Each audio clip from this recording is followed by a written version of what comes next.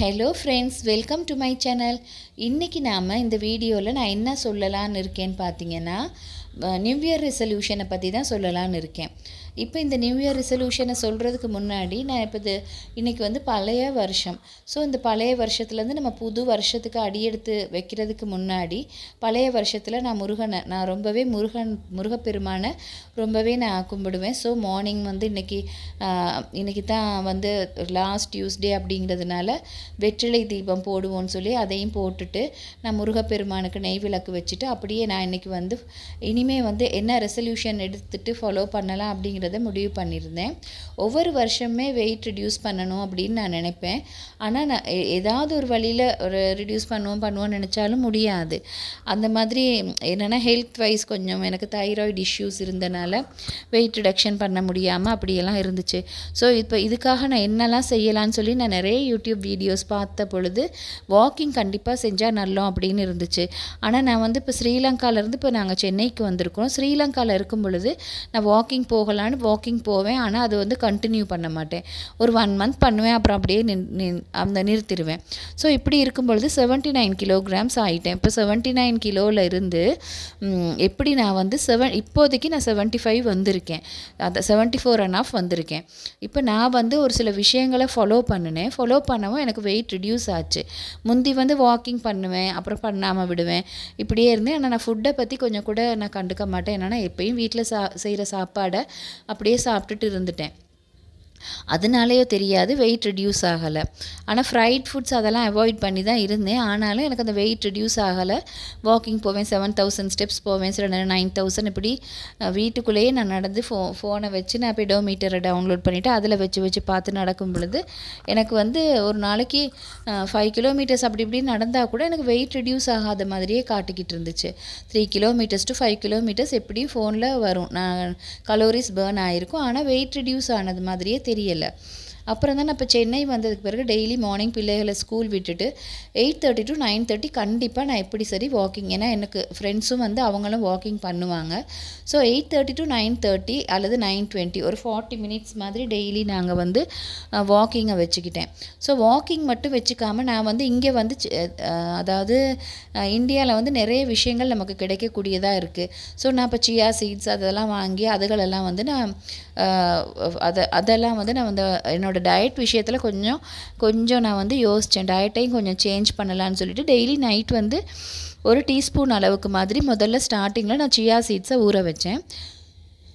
சிலர் வந்து chia seed ரொம்ப குளுமா அப்படிலாம் சொல்கிறனால நான் டெய்லி முதல்ல வந்து டீஸ்பூனில் தான் ஃபாலோ பண்ணேன். 1 டீஸ்பூன் அளவு மாதிரி நைட்டில் ஊற வச்சுட்டு மார்னிங் வந்து கொஞ்சம் 1/4 கப் மாதிரி, அதாவது நான் அந்த வாழைப்பூ டம்ளர்னு சொல்லுவாங்க, அந்த நீட்ட டம்ளரில் ஒரு 1/4 கப் அளவுக்கு பால் எடுத்துக்குவேன். ஏன்னா வெறும் சியா சீடை தண்ணியில் ஊற வச்சுருப்போம், அதை அப்படியே தண்ணியோடு குடிக்கும் பொழுது அது ஏதோ ஒரு மாதிரி இருக்குங்கிறனால நான் 1/4 கப் அளவுக்கு வந்து நான் வந்து கொஞ்சம் பால் எடுத்துகிட்டு அந்த பாலில் இந்த சியா சீட் தண்ணியில் ஊற வச்சுருக்கதை மிக்ஸ் பண்ணிவிட்டு அதை நான் டெய்லி கண்டினியூவாக குடிச்சிக்கிட்டே வந்தேன்.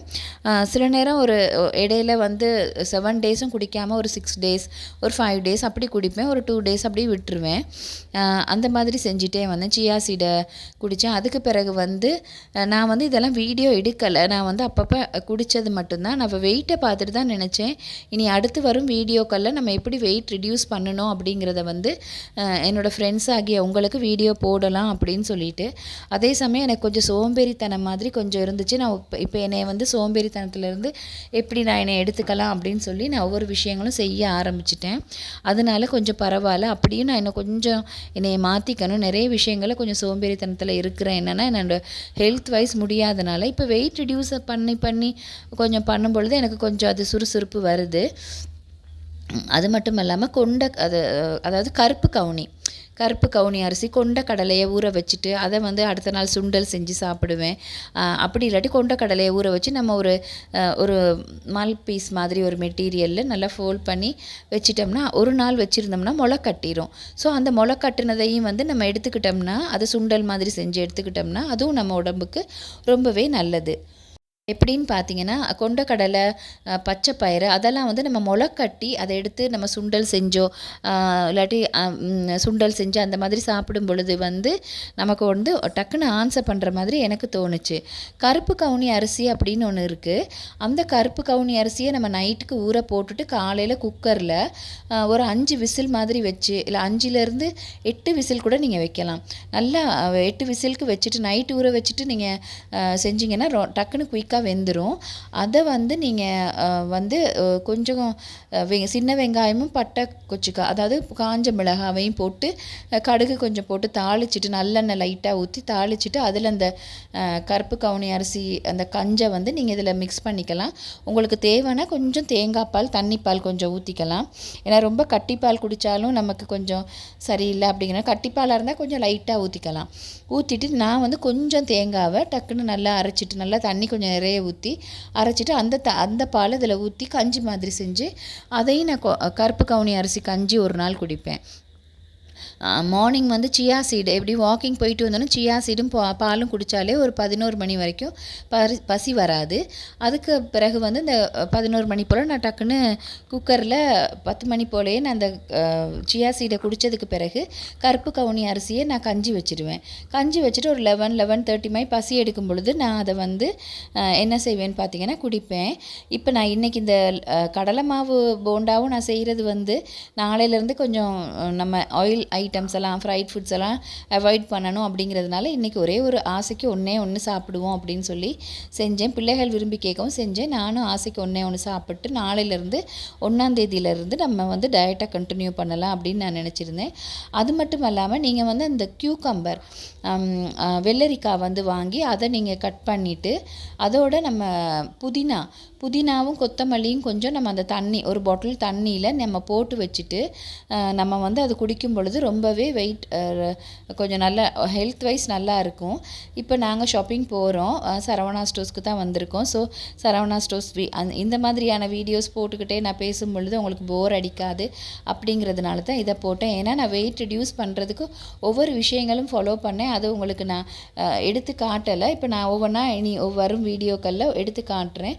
2வது வந்து கருப்பு கவுனி அரிசியை நம்ம கழுவிட்டு நம்ம நல்லா வறுத்துட்டு அது கூட கொள்ளையும் நல்லா கொஞ்சம் லைட்டாக வறுத்துட்டு கருப்பு கவுனி அரிசி, கொள்ளு, கொஞ்சம் பாசிப்பருப்பு இதையும் நம்ம லைட்டாக வறுத்துட்டு நம்ம வந்து நல்லா மிக்சியில் வந்து அரைச்சி வச்சுட்டு டெய்லி மார்னிங் அதையும் நம்ம கஞ்சி வச்சு குடிக்கும் பொழுது அதுவும் வந்து வெயிட் ரிடியூஸ் பண்ண ரொம்பவே ஹெல்ப்ஃபுல்லாக இருக்குது.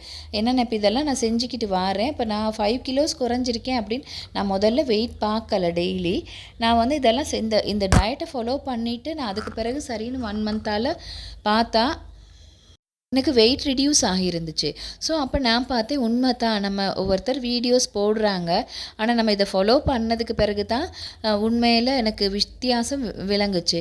அதே சமயம் சோறு வந்து நான் வந்து ரைஸ் வந்து ஒயிட் ரைஸ் தான் எடுத்துக்குவேன். அதாவது ஒரு பிளேட்டில் 4ல் ஒரு பகுதி மட்டும் ரைஸ், மிச்சம் 3/4 பகுதி வந்து நான் என்ன எடுத்துக்குவேன்னு பார்த்தீங்கன்னா கியூக்கம்பர், கேரட் அந்த மாதிரி. அது போக சாம்பார், குழம்பு வகைகள் எதுவுமே நம்ம நிறைய சாப்பிட்டாலும் பிரச்சனை இல்லை. ரைஸை மட்டும் கொஞ்சம் 4ல் ஒரு பகுதி மாதிரி வச்சுக்கிட்டு மிச்சதுக்கு சாம்பாரில் நிறைய வெஜிடபிள்ஸ் போட்டு அந்த மாதிரியான டயட்டை ஃபாலோ பண்ணேன். நான் இன்னும் வரும் வீடியோக்களில் என்னோடய டயட் முறையை நான் உங்களுக்கு போடுறேன் ஃப்ரெண்ட்ஸ். கண்டிப்பாக இது உங்களுக்கு பலனளிக்கும்னு நான் நினைக்கிறேன். ஏன்னா எனக்கு ஒரு 5 கிலோஸ் குறைஞ்சிருக்கனால தான் நான் இந்த வீடியோவை உங்களுக்கு போடுறேன். ஏன்னு சொன்னாக்க நீங்கள் வந்து நிறைய பேர் வந்து நானே மன உளைச்சலில் நிறைய வெயிட் ரிடியூஸ் பண்ணணும்னு நான் நினச்சிருக்கேன்.